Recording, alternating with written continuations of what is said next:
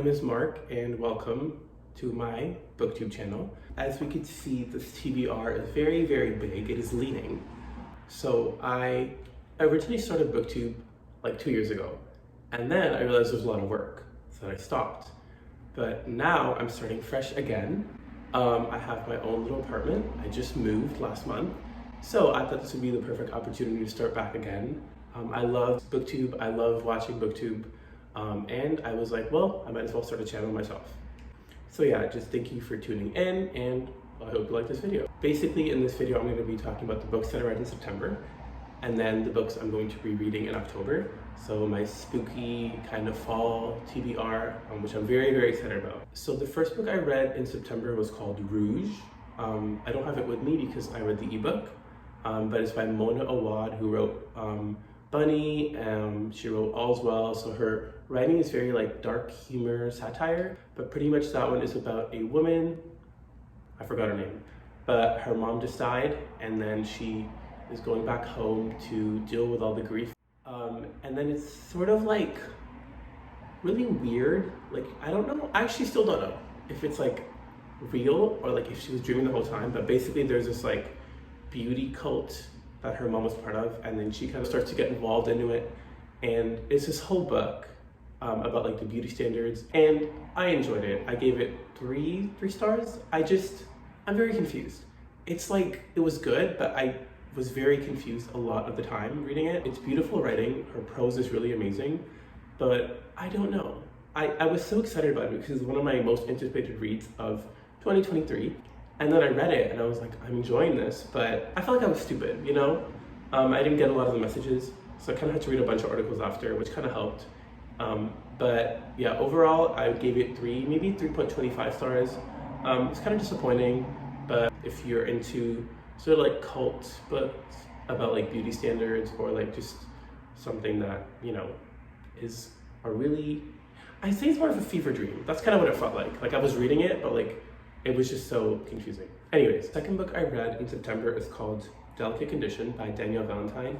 And this one is compared to The Silent Patient and Rosemary's Baby. I always get that mixed up with Carrie. It's basically about this woman who is trying to get pregnant with her husband.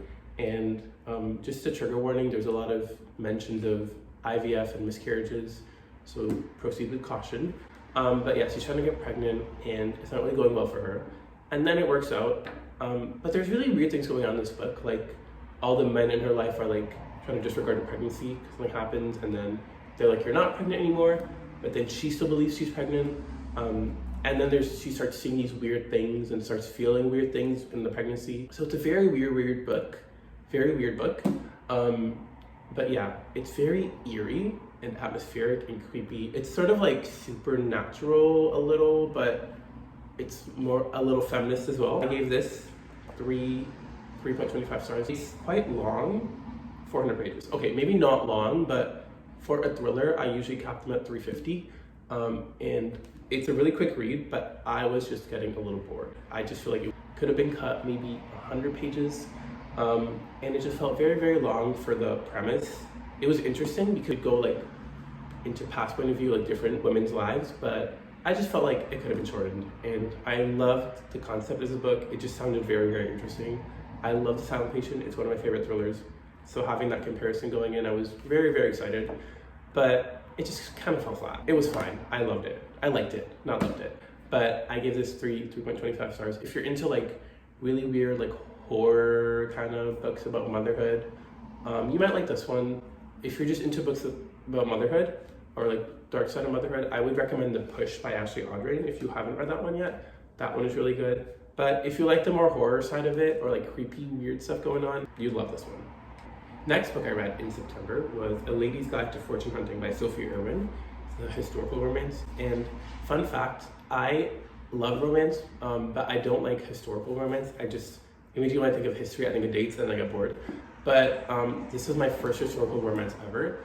I just kept seeing this. I think this was out 2 years ago, and I just kept seeing it around, and it just sounded really fun. So I bought it on Book Outlet. It was like $6-7, very cheap. It's been on my shelf for a while, and I didn't know when I was gonna read it. So then I was like, well, I might as well start a historical romance and see how it goes. This year I'm trying to read a bit outside my genre. So historical romance is pushing it a little, but you know, we read it. And it's basically about this woman named Kitty who has 3 or 4 sisters, and she's looking for a rich guy to marry. And the guy who she was supposed to marry did not end up marrying her. So she's going to London with one of her sisters to meet a rich man. And that's initially the premise of the book. You're just following Kitty along as she tries to find a rich man to marry. And it seems very like superficial, but like there are reasons for this. And I really enjoyed this book. For my first historical romance, I thought it was really, really well written. I really liked it. I thought I would get bored, but I didn't. Kitty is just really funny. She's sassy. She has a lot of attitude. Where it fell flat for me was, actually, let me tell you my rating first. I gave this book at 3.5 stars, or maybe 3, lower than 3 stars. Maybe like 3, 3.20, 3.25, 3, 3.5, I don't know. But 3 something in a 3. I just felt like the romance fell flat for me. It took a while for the romance to, you kind of know what the romance is going into it, like where it's gonna go, but it just took a while to get there. And I found it very slow. But I will say this book has really, really good banter between the 2 characters. It's sort of like an enemies to lovers. Yeah, it just fell flat for me in terms of the romance. I wanted it to be a little faster, but I do get why it was slow. It's too slow for me.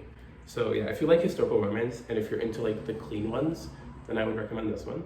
Last book I read in September was Dealbreakers by Lauren Forsyth? I don't know. I actually was not expecting to read this in September. I like picked it up on the second last day of September, and then I finished it. Okay, well technically I started in September, on September 30th, and then I finished it October 1st. So I'm counting it towards September. I could count it towards October and cheat, but no, I'm trying to be honest.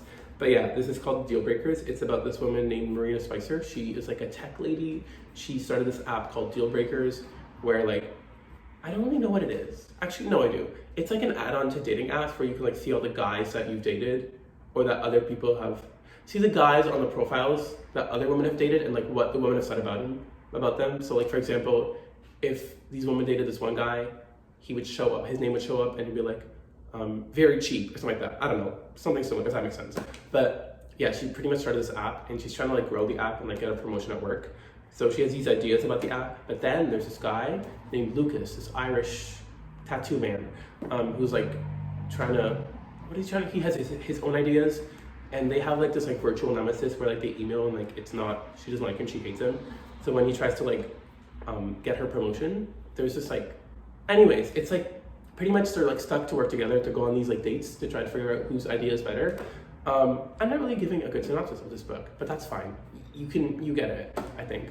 But yeah, pretty much that's what sets off the whole book. This was probably like one of the most like quickest reads I've done. Like I read this like in 3 hours. It was very, very fast. The font is kind of big, but the thing I loved about it, my rating is 3.75. So close to 4, but I will tell you why in a sec. But this had like a lot of banter, which I personally love in romance. I don't like when my romances are too descriptive because I get really bored. I don't want description. I don't care about the house. I want the banter. I want the back and forth. And this one had so much of it. I also love like watching the relationship flourish and like going on these dates and like her pretending she doesn't like him and like him pretending, well, he doesn't pretend. He's very like charming off the bat. Her pretending like she's not like into his charm. It was really fun. The reason I did not give this book 4 stars was, why did I not give this book 4 stars? I cannot remember. I just knew there was something I didn't like about it. Not I hated, but like something it was good. It just didn't hit the 4-star mark for me. Why? That's a great question. It just didn't have that 4-star feeling, you know? It's like so close to a 4-star, but like not enough. That's not validating my answer. But anyways, this was 3.75. I love the friendships as well in the book. You kind of get Marina and her 2 friends that she has. It's clean, if you're looking for a clean romance. It's alluded to or like very briefly referenced, but there's no spice in this book. So if that's what you're into, then definitely pick this up. If you're also into like a really quick romance with really fun, quick banter, I think you're gonna like this one. Anyways, these are the 4 physical books and the 1 book that I read in September. So I read 5 books in total. It's kind of busy with school, but I'm trying. But I don't know, overall it was an all right reading month for me. A lot of 3 stars. Actually, all of them were 3 stars. But I don't know, maybe it's because I'm busy and I'm not enjoying books as much as I would if I'm free. But I feel like I haven't read a really, really good like romance or like a really, really good thriller in a long time. I feel like I just get pickier as I read, you know? You just get pickier the more you read books. But anyway, it was a fine reading month. I start doing this thing now where I give away anything 4 or less just because I don't have space. As you can see, this TBR is leaving, and this is 5 shelves. There's only 3 because this frame is not big enough. And these are only like 50% of the books I have. Like when I moved, I had to like I shipped 7 boxes in total, and that's not even all my books. So as you can see, I have a really, really big TBR, and I'm trying to work through it. And I did just buy books like last week, but that's fine. We don't talk about it. But yeah, fine reading month. I'm hoping October is much better. Yeah, so now we'll get into the October TBR.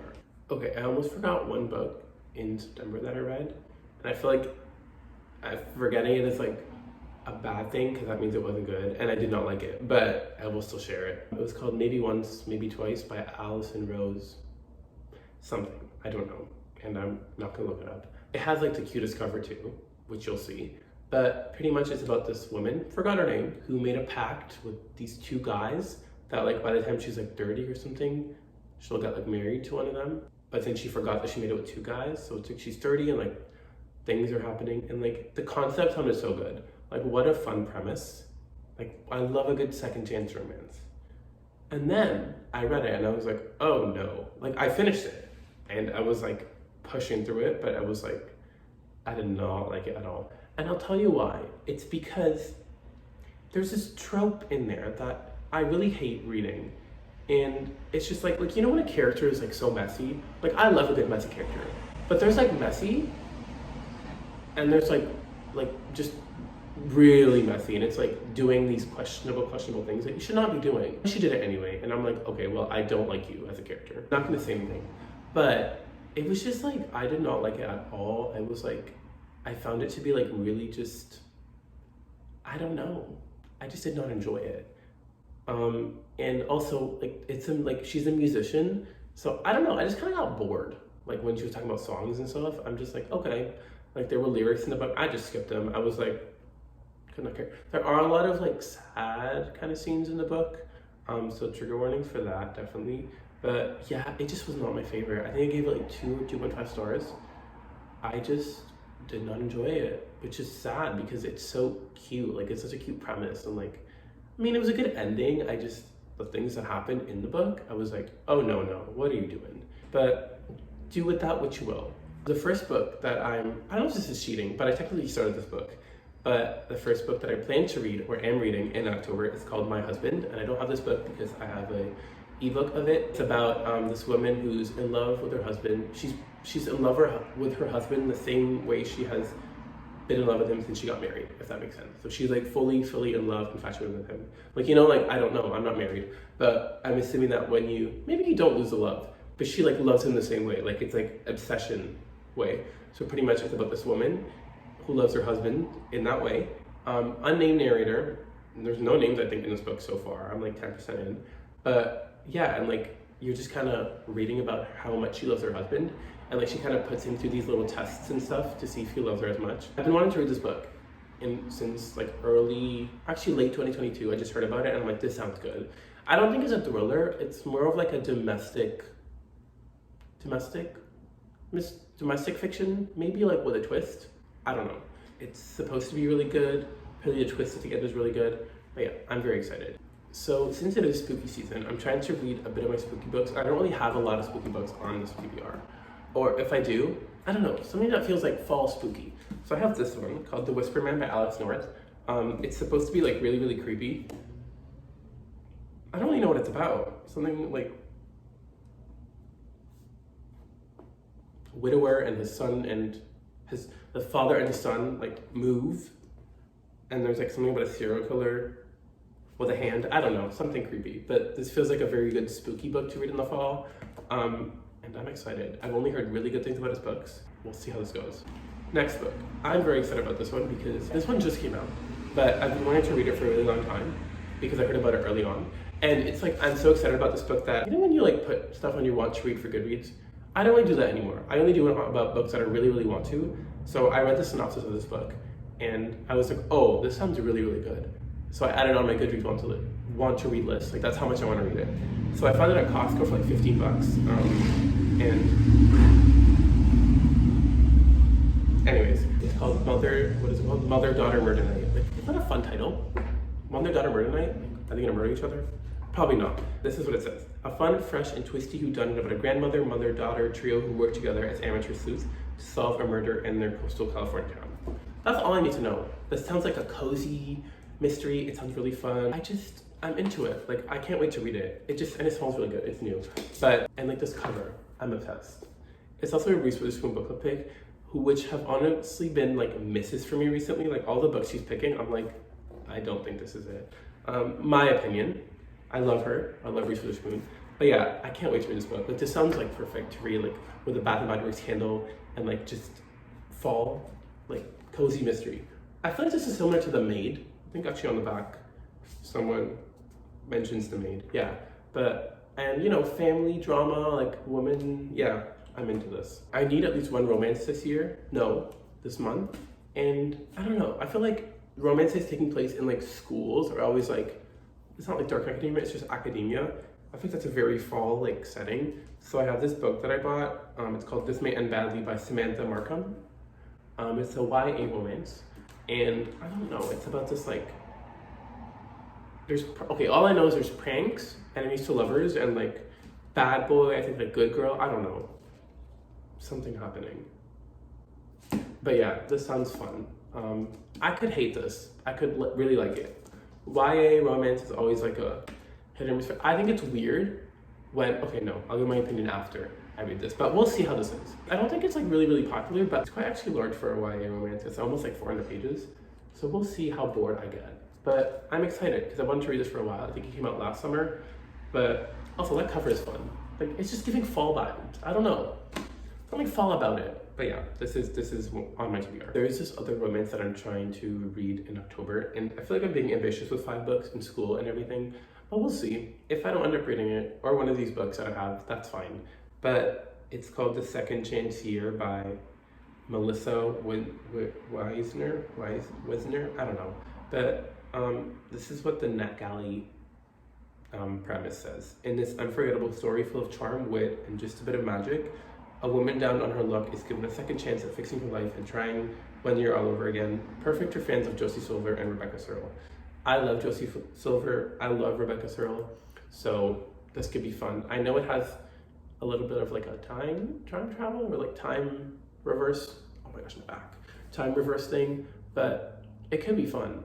So we'll see how that goes. But yes, this is my October TBR. Very short, but you know, short and sweet. Hopefully I will get through them all. But yeah. Anyways, thank you guys for watching. I'm very excited about this whole booktube journey of mine, and I have a lot of fun ideas that I'm planning to execute soon if I have the time to post. You know what? No, I will make time. But yeah, that will be all for me today. If you read any of the books that I talked about, please mention them in the comment. Let me know what your favorite book in September was and what you're looking forward to reading in October. So yeah, love you guys. Thank you. Bye.